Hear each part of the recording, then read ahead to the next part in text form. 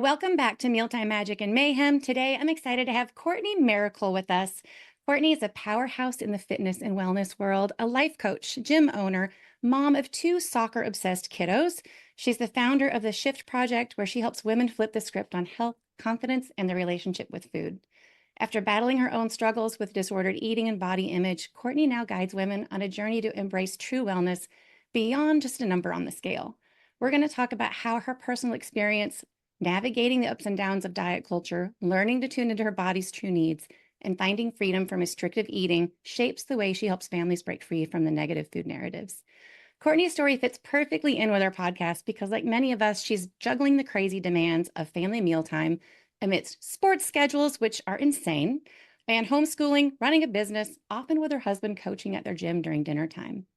But through it all, she's found ways to bring magic and to bring her family together at the table where she's creating connection and wellness in the midst of all the chaos. So, Courtney, let's jump right in. I'd love for you to say hello. Hello, how are you guys? I'm so excited to be here. And I'd love for you to share how your own journey with food and body image has really influenced the way you support families and, kind of how the Shift Project began. Yeah, of course. Thank you. So, my struggle with food and body really started when I was like 16. Ironically looking back, like I was always quote unquote little, but I wasn't comfortable in my skin. And so that kind of led me down this path of being anorexic. And honestly, like looking back, I would survive on like a tablespoon of peanut butter while getting straight A's and playing varsity soccer. So, not sure how that was actually possible. So a lot of my food journey was just not eating, right? And food was labeled as good or bad, which for so many of us, when food is good or bad, we think then we're good or bad. So, that was my struggle through high school, through college. I literally went to the dorms and then I threw up dinner every night and nobody knew. So mine was a very quiet struggle in high school. My best friend knew and was sort of on the same journey, but in college, nobody knew. And so I finally got out of that battle of actually like throwing up every night. Basically, I landed at the dentist with 17 cavities between my teeth, and that scared me to death. And so I was like, people are going to find out. So I got away from that part straight from fear, right? But I still never got to the place where I ever enjoyed eating because either I had to eat food that tasted bad because it was quote unquote diet food, or if I was eating food that I got to enjoy, then I felt bad because it was going to make me fat. That was my fear. So that lasted for a long time until I honestly like started my gym, got into a place where I started understanding it was not what my body looked like, but instead what my body could do.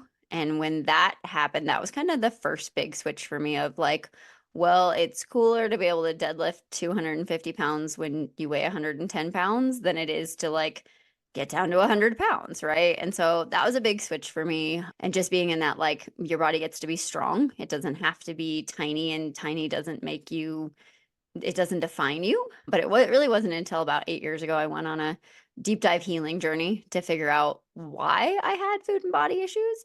To be quite honest, it wasn't for me. It was for my daughters who were like 2 and 4 at the time. And the fear of passing that on to them subconsciously was like the catalyst for my change.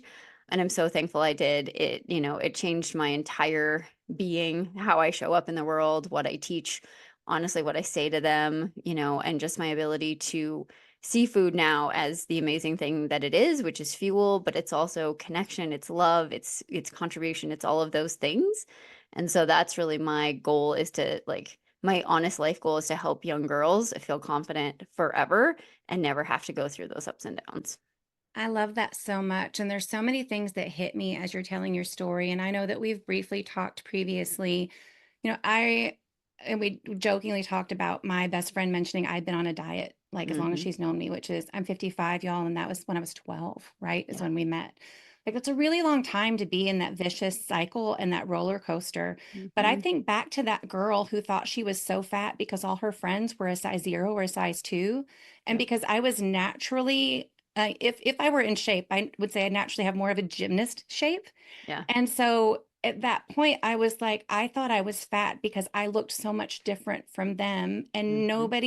I don't remember ever having conversations to tell me otherwise, right? Because I always watched my mom on that same up and down journey. She was always on a diet. Hmm. And I look back at the pictures now of me at that age, and I'm like, damn, I wish I was that fat. Like, Yeah.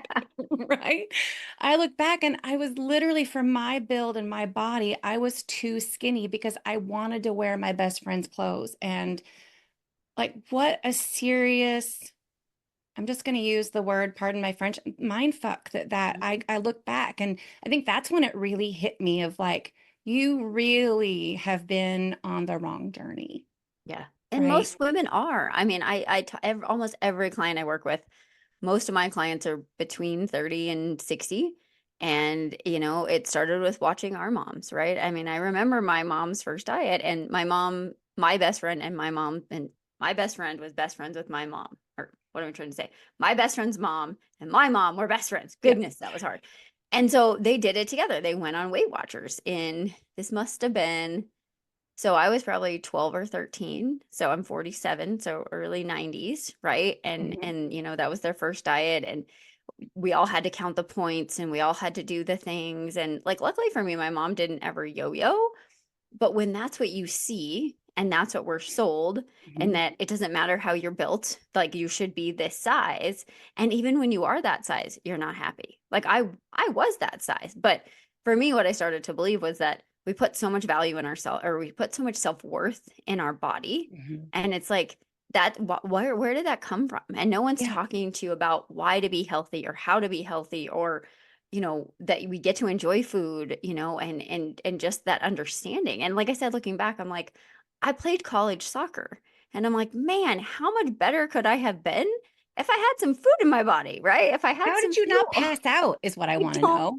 I don't know. Like I honestly look back and I'm like, it's kind of impressive, but it not in a good In a way. I'm scary like, way. yeah, in a terrible way. I'm like, Yeah. man, I'm like, if I had only known. And that's, and I think that's the big thing about shifting the narrative from, how do we look at ourselves? How do we feel about ourselves? Understanding that like we could all do the same exact workout, eat the same exact food, and we're going to look different. And that's okay, right? Like Mhm. genetics are different. And it's like, what can, again, what can your body do? Right. And how does food affect that? And not just physically, but like mentally, emotionally. I mean, I look Yes. back at all of those pieces and I'm like, like I said, I got straight A's. Like I was a great student. I'm like, how? I go for like 3 hours without eating out, and I'm like, I have no brain cells. I need to eat. Like I don't.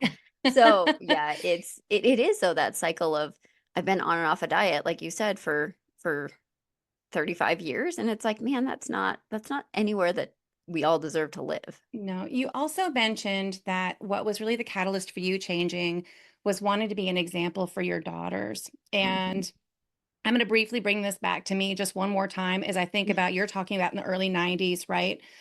I'm talking in the early 80s, and my grandmother owned or ran a diet center. And Oh, so I remember the really restrictive diets, and it was like your one grapefruit and your cottage cheese, yep. and for lunch you get freaking chicken broth. And like, that's what I watched. Hmm. That's, I always thought that dieting meant these harsh restrictions, Yeah. right?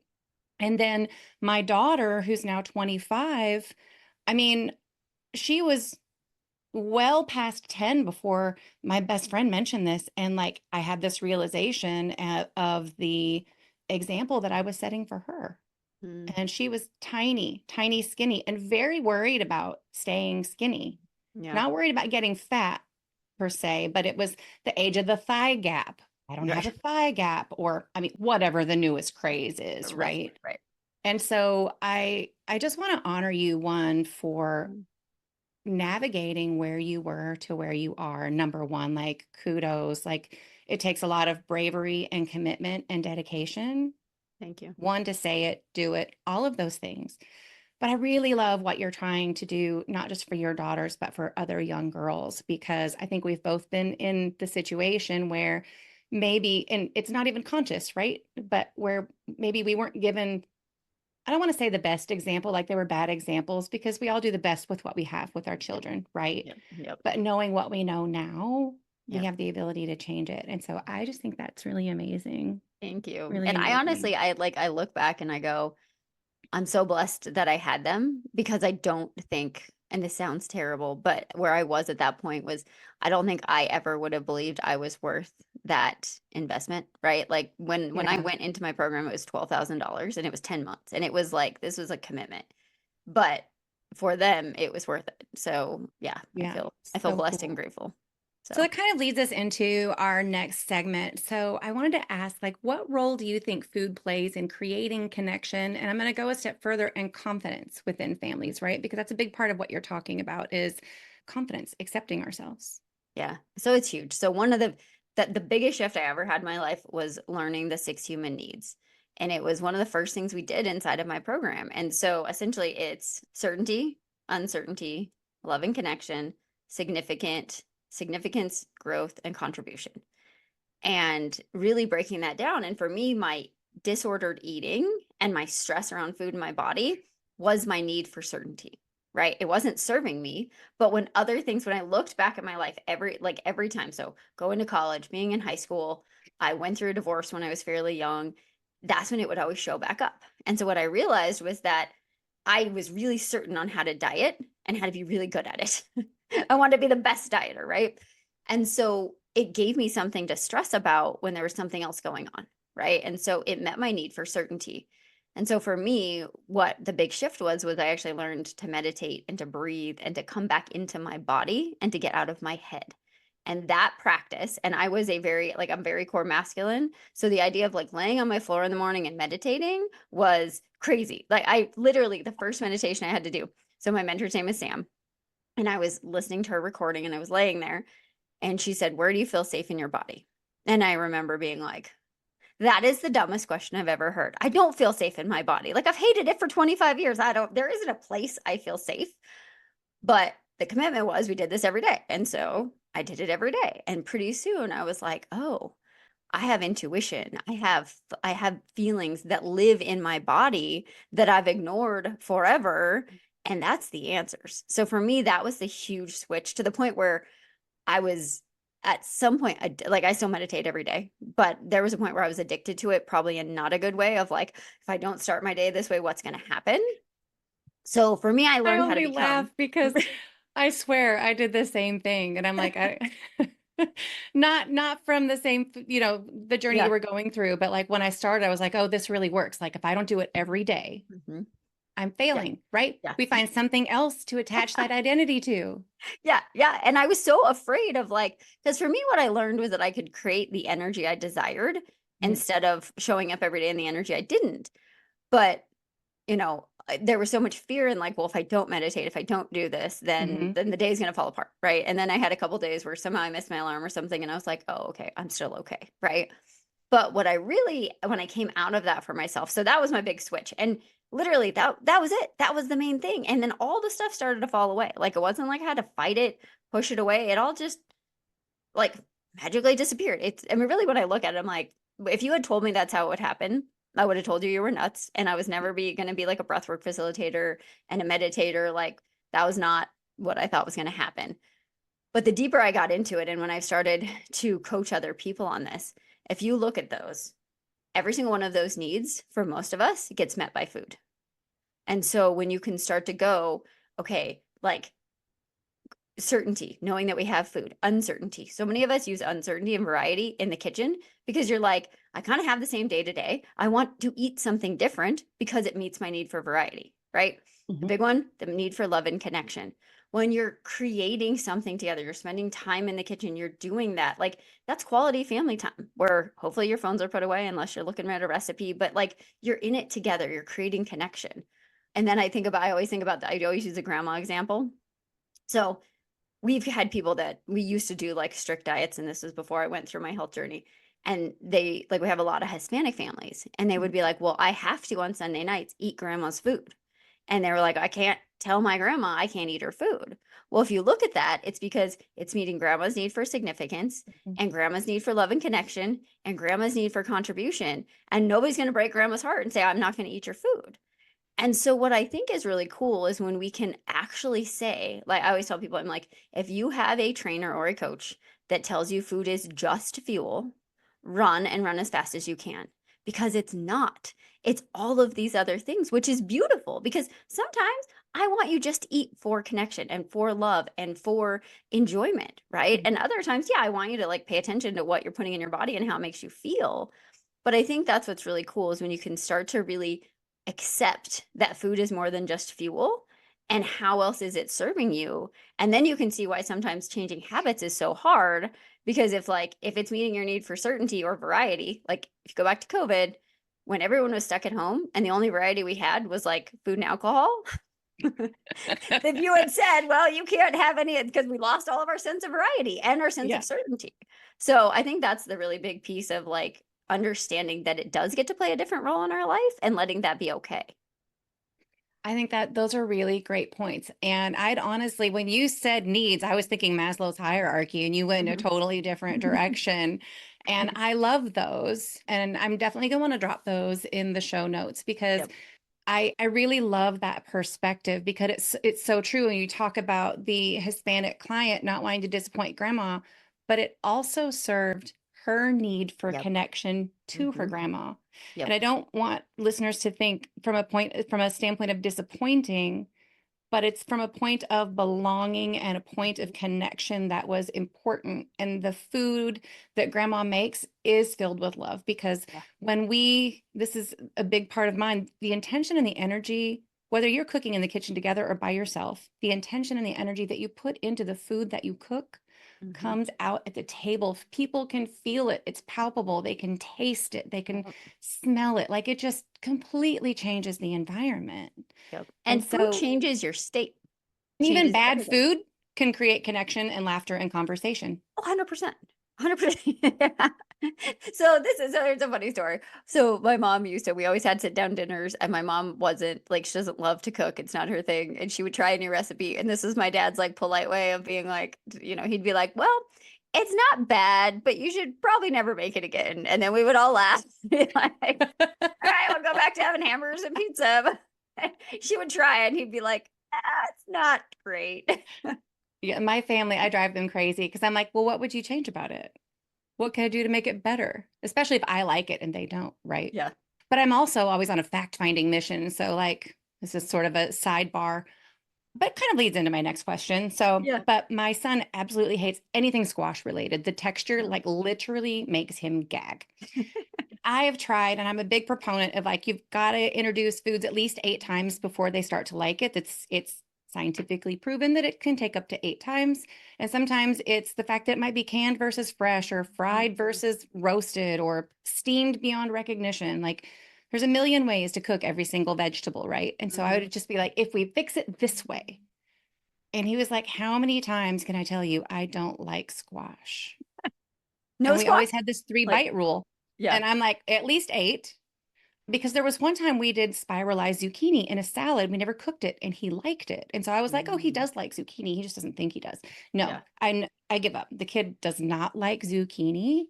But I bring that up because the next thing I want to talk about are like strategies that you use to help parents teach their kids about nutrition in a way that makes it easy, accessible, and fun. Like, how do you integrate that nutrition education into family life, especially for whether it's kids with busy schedules or I'm going to say picky eaters? And I don't mean those with true sensory disorders. I mean those that are trying to establish control and genuinely be picky.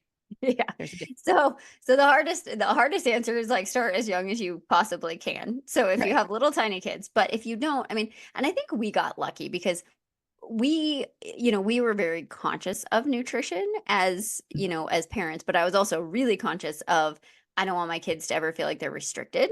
So we had kind of a balancing act. And I remember asking our pediatrician when we were young, I said, well, how do we know if they're getting enough and whatever? And he said, the way I look at it is it's the parent's job to decide what, and it's the kid's job to decide how much. And if you give them healthy, nutritious food and they want to eat 2 bites, then they eat 2 bites and eventually they will eat. Right. And so I think it's not getting in the battle of you have to eat this, right? It's like you have to try it. I will never forget. My best friend and I, when we were probably 10, sat for 2 hours eating some peas And I mean, and it's sort of a core memory, which is funny because I hated peas and my parents did not make me eat peas. And we sat at her like breakfast nook and ate peas. We'd have a pea and drink milk and have a pea. We probably had a gallon of milk, but I hated peas. I still won't eat peas. I'm like, they're disgusting and they never got any better. So I think the biggest thing is, like you said, can you cook it in a different way? Right? Can you help them like see that it's different? But for us, we try to really talk to our kids about what food does inside of their body. So my kids will be like, "Can I have this?" You know that, and most of us default to carbs because carbs taste good, right? And so my kids are like, "Can I have whatever it is, oatmeal?" And not that oatmeal's bad, but they're like, "Can I have oatmeal and protein?" Right? And so for I mean, all the clients I serve, almost no one eats enough protein, right? So try to Right. get them to start with some kind of protein, branch out, see what they like, right? But help them understand. Like we have athletes. And so we tell our kids, I'm like, you need to feel yourself like an athlete, right? Like, do you think that professional athletes are not eating enough? And we're lucky because our kids are because probably we've done this long enough, they're intuitive. And if they feel bad, I'm like, well, what'd you eat yesterday? And trying to get them to understand like what you did yesterday affects how you feel today. Right. Like, and my oldest is very sensitive to sugar. And so she'll stop. She'll just be like, well, that's going to make me feel bad. I don't want to feel that way. But I think if you start to go, there's vitamins and minerals, this is what this does in your, and maybe it's even educating yourself of like, well, what do carbohydrates do? And you're like, okay, they give me energy. Well, what makes me feel good? What tastes good? How does this add to my overall health and my enjoyment? Right. And so I think the younger you can start them, because as they get older, they get it in their head of like, we have a friend who's like, she eats, she's 9, and her parents swear she'll eat mac and cheese, she'll eat, you know, chicken Chicken nuggets, nuggets. and one other thing. And I'm like, well, like you're on a rough battle. But my kids, we got lucky because we give them like Banza pasta. So Mhm. it's chickpea pasta. But because they'd really never had regular pasta, they didn't have any comparison. So they just think that's what pasta tastes like until they go to their grandparents and then they find out what real pasta tastes like. But it's actually pretty good. So like Banza makes a mac and cheese that actually tastes pretty good and has some protein, right? And so no one's ever gonna have a perfect nutrition, but can you create things? Yes. Can you make chicken nuggets that are made with better ingredients, right? Can you Right. get them involved in, well, this is how we bread it and this is how we fry it, right? Yeah. And so I think for everybody, kids or parents, if they can understand why to some degree, mine still very often. So they're 11 and almost, or yeah, 11 and almost 9. And they'll still be like, what's protein again? And we go back to like, this is what protein is. Like, I think they understand now why.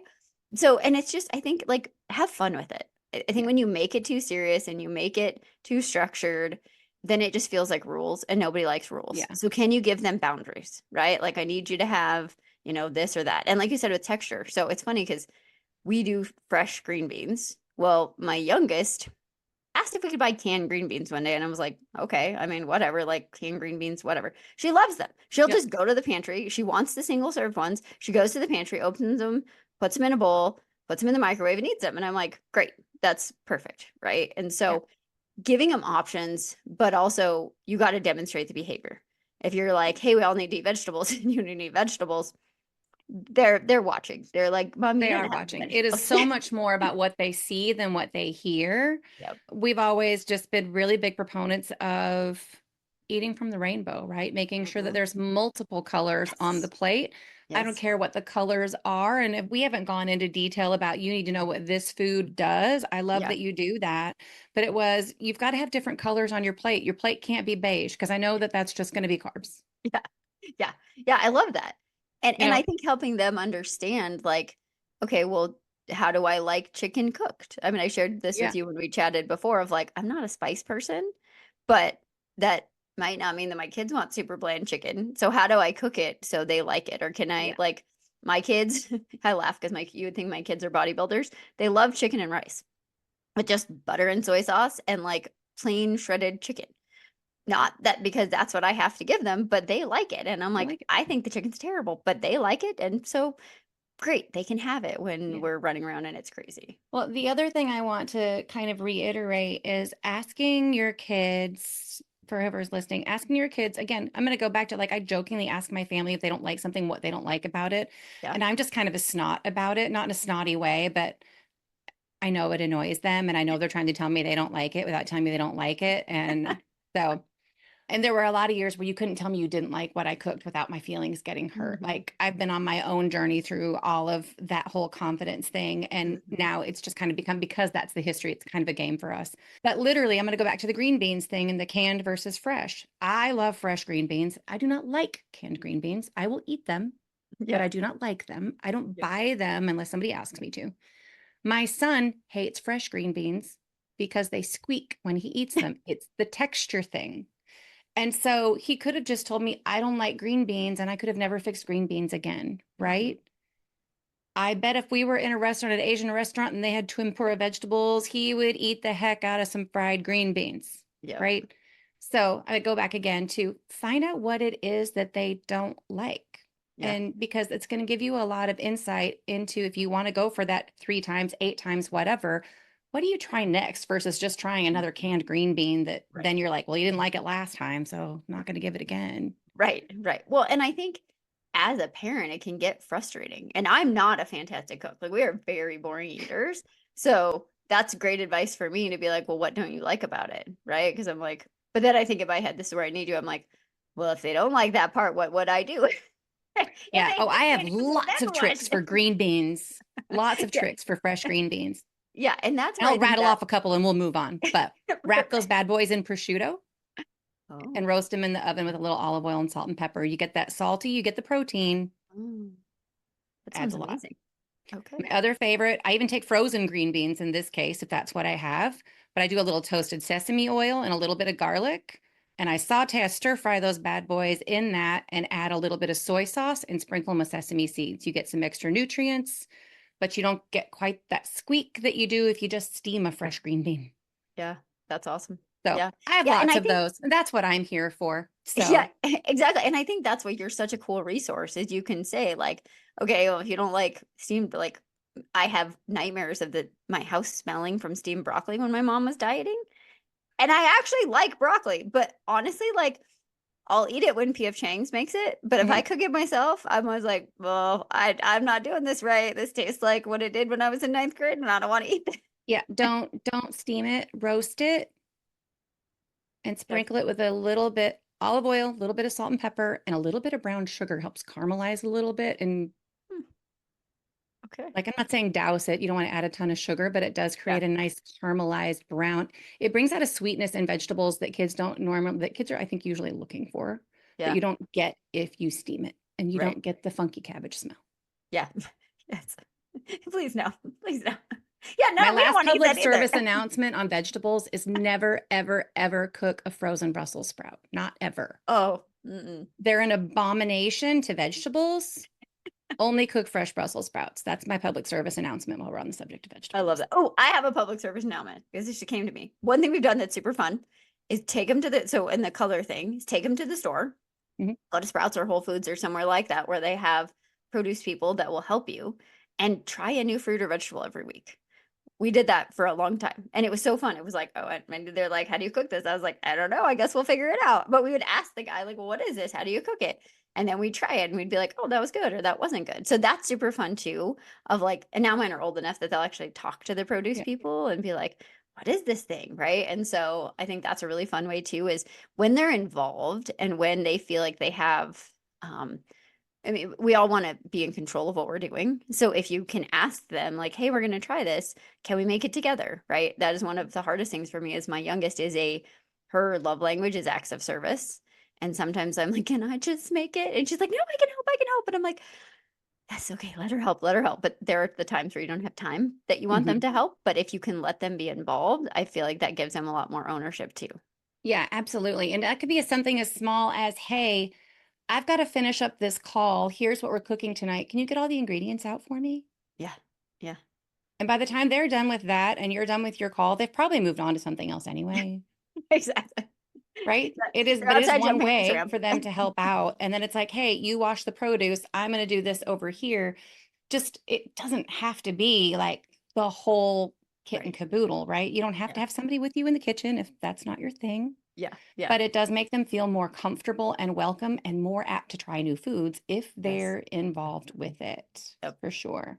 100%. You mentioned going to the produce section, picking out a new produce. A couple of my favorites are the farmer's market because you see things you don't normally see.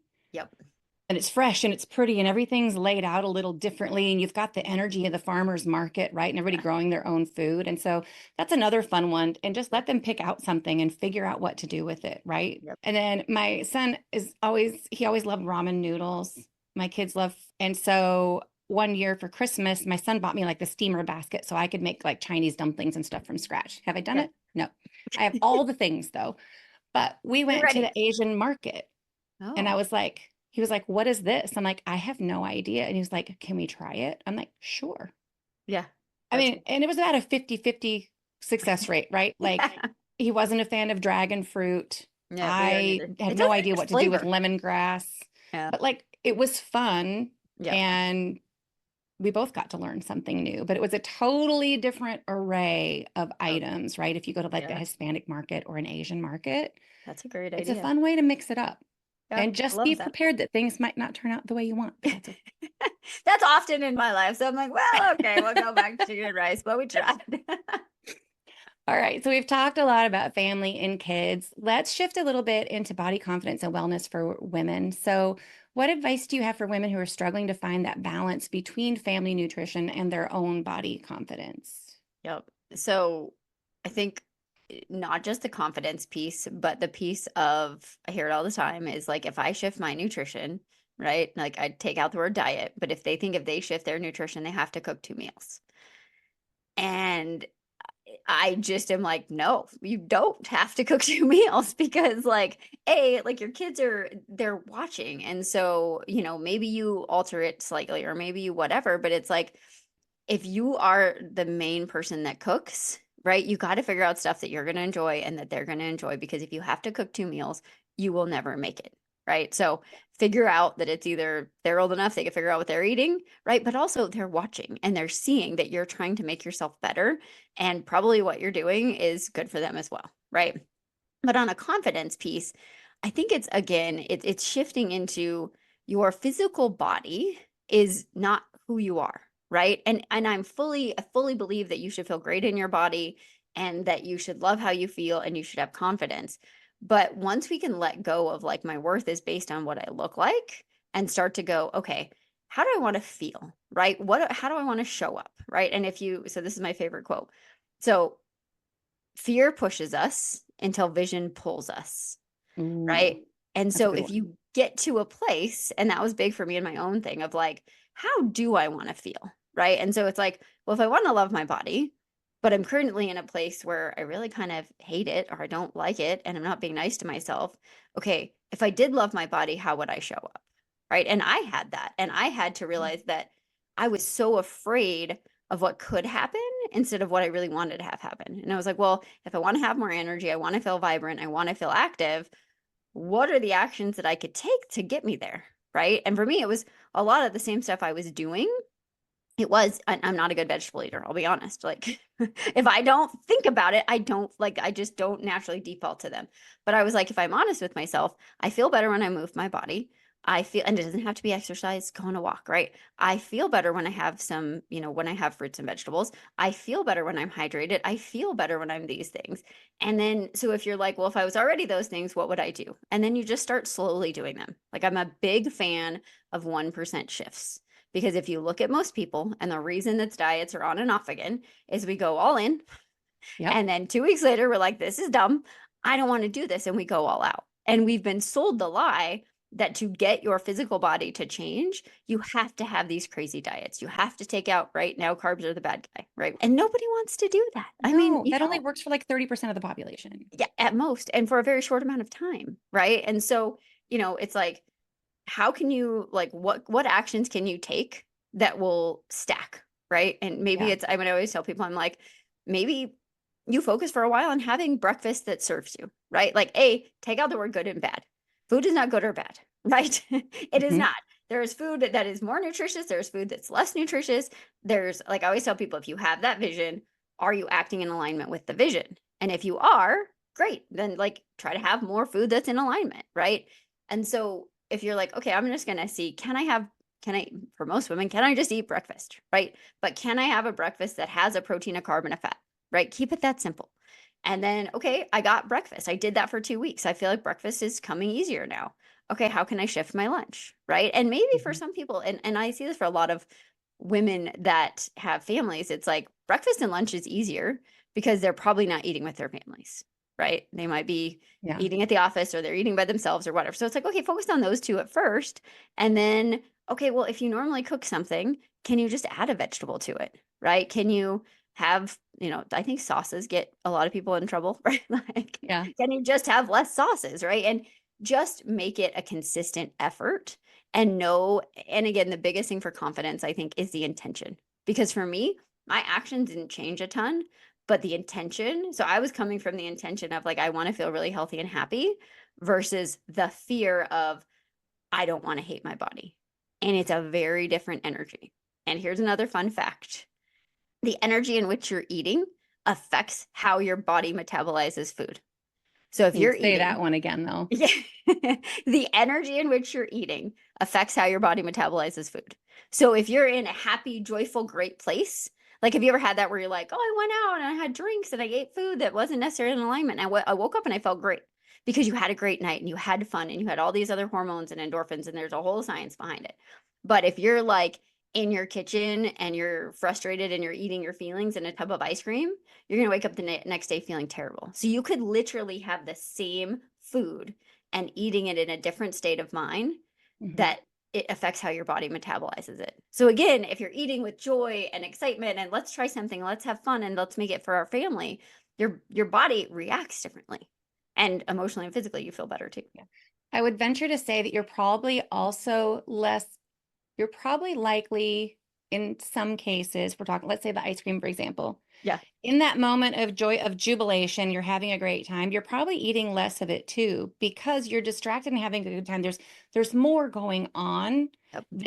that's driving that energy, right? Yep. If you're Yep. sitting with a tub of ice cream, you're usually doing it because you're in your feels, Yep. but then you probably eat a lot more of it too, Yeah. right? Yeah. So it's and or, right? Like, Yeah. because it really is about it goes back to listening to your body and being conscious of Yeah. what different foods do to you. Or I am a chronic IBS sufferer, which is Mm-hmm. really awkward to talk about on a podcast, but here we go.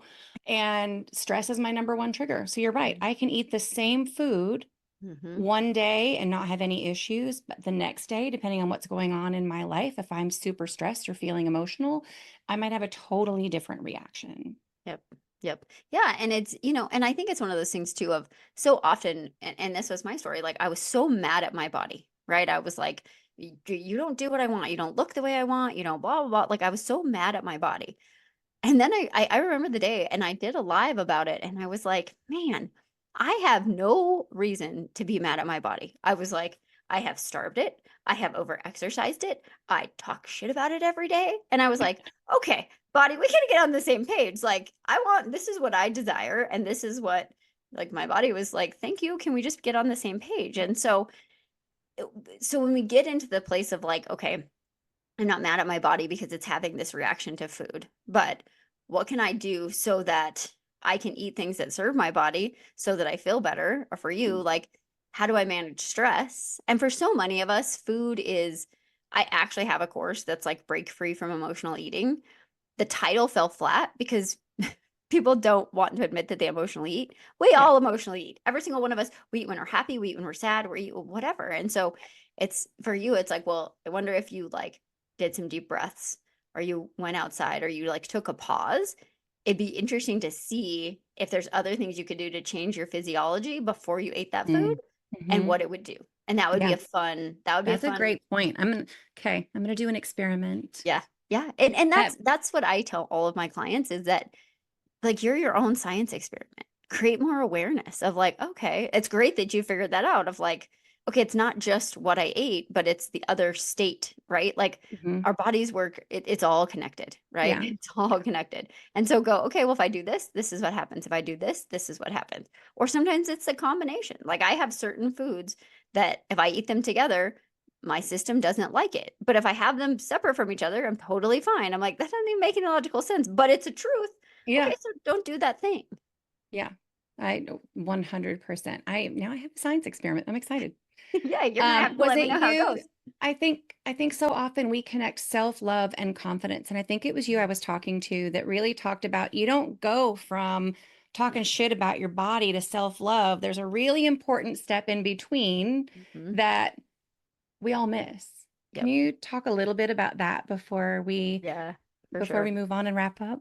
So I think that's one of the most important things is that if we're coming from a place of I hate my body, and that was my story. I hated it. I was mad at it. I was all of these things. And it's like you can't go from this far side of hating something to like, I'm just gonna wake up and love it. Right. So that middle piece is just acceptance. And I honestly had a really hard time with that word because I'm like a driver and a doer. And I was like, well, if I accept it, I've like given up. Right. Mm. But what it really is that you just accept you are where you are. And so often as humans, we make things worse than they are. Sometimes if we don't want to admit how bad they are, we make them better than they are. And it's like, can you just be where you are, right? Like, this is just my body. This is where I am. And so now if I've let go of all of that like negative self-talk and that's a big thing too is language. Listen to how you talk about yourself. And would you say out loud to yourself, like if that was your best friend, would you say that stuff to her? Or And your I, daughter. yeah, or yeah, or exactly, or your daughter. And like 99% of the time, you wouldn't. And Mm-mm. so for me, I remember the day, and I think I shared this story with you. I woke up like 2 in the morning for some reason. I get up early anyway, but I was in my kid's bathroom and I opened the shower curtain and I had no emotional response.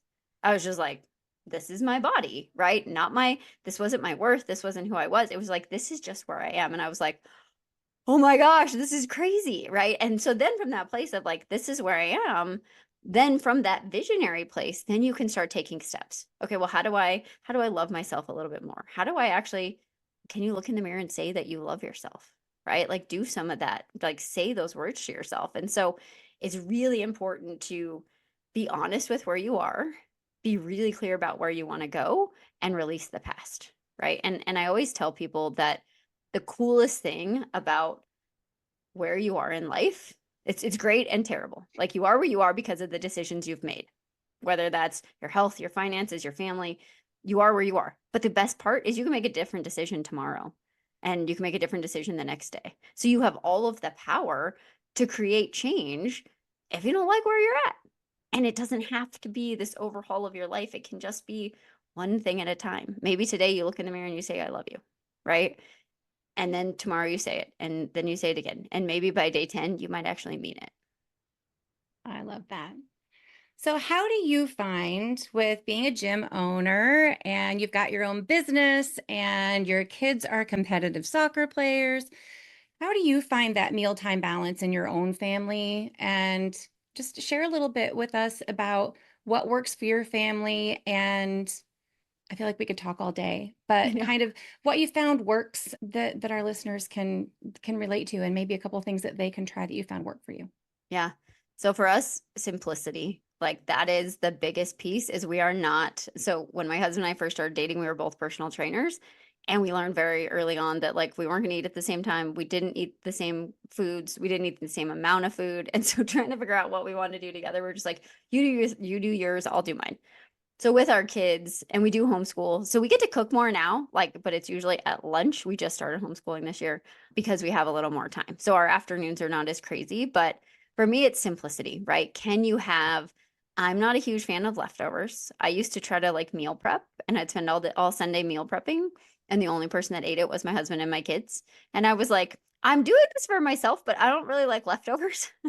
But what I can do is like, I can have chicken breast cook that, or cut, even if you just cut them and then you throw them in a pan and you cook them and it takes 5 minutes.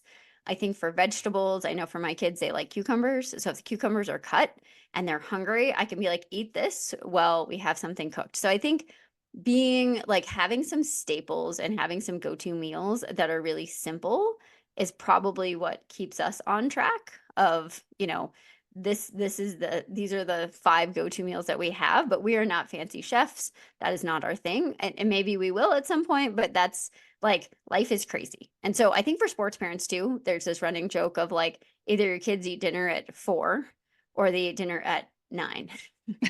because Yep. you're gone, right? And like, and I'm super lucky this year. My kids have practice at the same time 2 of the 3 days, but on the other day we leave at 4:30 and we get home at 8, right? And so it's going You need okay. on the go options that aren't fast food, right? Exactly. Yeah. So we have So, certain things that we can take. Cold chicken salad is my favorite recipe ever. It's the simplest thing ever. It's chicken, grapes, walnuts, and like a paleo mayonnaise mustard. So perfect. it's so simple. You can eat it cold, right? So find the stuff. We eat a ton of beef sticks. I mean, they're not great options, but I'm always like, have the one that has Yeah. early practice has to bring a good snack and then have dinner when we get home. The one that has late practice needs the snack before, so honestly, I think for so many of us, they're like, everybody's in the kitchen making these amazing meals that like you might make, but I don't make those meals. And so for us, it's like, can it be simple? Now, does that mean that I should like adventure and try other things? Absolutely. And for us, that's a little more of the weekend thing. But I think take out the judgment that it has to be this sit Yes. down, beautiful 5 course meal. 99% of the time, my kids are eating while sitting on the trampoline. And I'm like, great, you got the food in. So take out the standards of what you think everybody else is doing, because like you said in the intro, that's Yeah. probably not what's happening. No. But try to focus on, like, honestly, I tell every client, if you can have a protein, a carb, and a fat, and your carb should come from some kind of healthy source. If you do that 80% of the time, you guys are going to be just fine. Yeah. And the truth of the matter is, like most of us, like we know that I'm a mealtime mentor in kitchen, which I love to cook. I love to spend hours in the kitchen, but I work a full-time job. I have this business. During the week, like if it takes more than 30 minutes, I'm not Hmm. doing it. I don't have the Yep. energy for it. Yep. And something that takes hours in the kitchen happens like once a month or when I have the spare time to like get creative or I want to experiment or I just want to be in that space, right? Hmm. I choose them very carefully Hmm. so that I'm in the right mindset when I do it, Yeah. right? Yeah. Well, and I Um, think too, the other thing that I do that makes my life better is when I do cook, my husband has to clean. oh, that is always our rule. Yeah. And but it's like, make that a thing, or that the kids have to clean up or whatever. Because sometimes, like, when I do try to be more adventurous, then I Mhm. look around and I'm like, I've made a giant mess and now I don't want to Like, did clean I it. use Like, every dish in the kitchen? and I'm not a clean cook. I don't even know how. I'm like, well, how did that end up like that? So yeah, I think the more that you can make it not just your job if you're the mom or the dad or the one that's cooking, but I would say follow you and find some simple recipes, because it's like, if it's like, okay, this is what I'm supposed to make tonight, and I know how to do it, that would make life that much easier. Awesome. Thanks for that plug. Of course. I'm going to go back to your leftover comment and we're going to save the rest of that for another day. But one of my favorite things, I hate leftovers. Me too. Newsflash. And so I've been having a ton of fun finding ways to repurpose them into something different. I love that. And I don't care if you buy stuffed mushrooms from Sam's Club and you throw them in the oven, or because you're probably going to hear me say this and go like, I would never make stuffed mushrooms. You could buy them from Sam's or the store and bake them, and you still have leftover stuffed mushrooms. Like Yep. I am not saying everything you cook even has to be homemade. Yep. Keep a frozen lasagna around for when shit gets real and you just can't even think about it. Need somebody else to do it because even your kids Mhm. can throw a lasagna in the oven. Like Yep. we're not talking 7 nights a week here. Yep.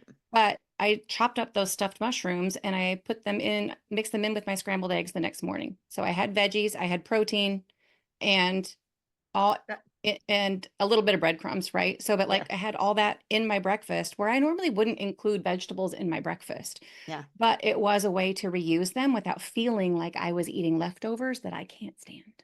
Yep. I'm with you. I love So that. Well, that's another super fun idea. But yeah, follow me for more ideas on that.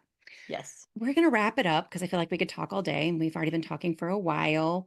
But what's one message you'd like listeners to take away when it comes to family meals and building a healthy relationship with food?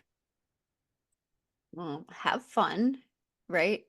Food gets to be an amazing part of your life and your kids' life, and try to take away the judgment for yourself and for the food, and just be present. That's, I think, for so many of us, just be present, and life will turn out just like you want it to. How do you make time for that connection? Because you guys are always on the go and you might be eating at different times. What do you do to make sure that you have that truly connected time together if it's not mealtime? So that we're lucky because we homeschool. So I Okay. get a lot of like one-on-one time. But I mean, this sounds so cliche, but like just being present and putting your phones down, of, asking them if your kids don't homeschool, whenever I would pick mine up, I'm like, okay, well, what, what went well today? What could you have improved on? And what are you excited about tomorrow? Last tip. We started doing this with our children because we needed it. And so every night before we went to bed, everybody had to say 3 things they were proud of that they did that day. It is so much harder as an adult than you think because you're like, well, but I'm not there yet. And so we started doing that where we all had to say 3 things we were proud of. And it changed the energy of taking chances, taking risks, being brave. And then we got to cheer each other on for the next day of like, okay, this is what you're going to do, or this is what you did. So That's that's one of my favorite nighttime beautiful. things. I'm all about creating those questions that really give you insight into how they think and feel and see the world and different ways to get them to share and open up. And Yeah. I love that question. I think that's great. Yeah. Okay, so can you tell us a little bit about your 21-day health reset and how it could benefit our listeners? And then Yes. finish up with where can they find you and the best way to connect? Awesome. Yeah. So I have a 21-day health reset. And so it's not focused so much on food, but on, so in everything we coach, there's 4 pillars. So physical, mental, emotional, and spiritual. So this health reset has different days focused on different things, right? There's days focused on, getting foods high, like superfoods, right? There's another day that's like, you're going to take a couple breath breaks. You're going to go outside. You're going to get grounded, right? So it's super simple. I have another program called Mindfulness and Macros that connects the two of like your nutrition, but also like how does it affect your life? So the 21 days, little just snippets. So it's simple things that you can implement every day. I don't want you to be overwhelmed. I don't want you to be like, I'm going all in, right? It's not that energy, but it's just, can you have a few minutes every day of awareness of like, what are you thinking? What are you feeling? What are you putting in your body? Are you moving it? Right? Because awareness is the answer to everything. So you get it in a PDF, you get all 21 days, but then you also get an email every day that you're like, oh yeah, right? Because habits are hard. So it shows up in your inbox and you get to look at it. And the parts that you don't love, just skip them, right? But maybe it gives you a few ideas. Like I shouldn't say this, but I doubt very many people do all the steps of the 21 days. But even if you do a couple, I'm like, let's be honest. But even if you do a couple of them and you go, oh, that really affected my day. It felt really good to go out in the sun for 5 minutes, or it felt really good to really disconnect or really connect with my family and disconnect from technology. Even if you have those little tiny things, it's gonna start to change and those stack over time. So that's kind of what that is. So the link will be in the comments. It's totally free. There is a free consult. So if you're like, you know what, I love what you're saying, but like, how does this work in my life? And what could this look like? We can jump on a call. I am not a salesperson. I love to teach. So there's always the option for a free call. If you want to go to my actual website, it is www.shift, the letter 2, abetteryou.com. Beautiful. Thank you so much for sharing all of your nuggets of wisdom. This was amazing. Yeah, super And I'm fun. inspired to try a few things. And I got my 21-day reset and I'm starting it today. Yay. Okay. Well, keep me posted. Thank I you so much will. for Thanks having so me. much for joining us on the podcast. It has been so much fun talking to you. And I feel like we have a lot more to talk about. So stay Okay. tuned. Maybe there'll be a part 2. Perfect.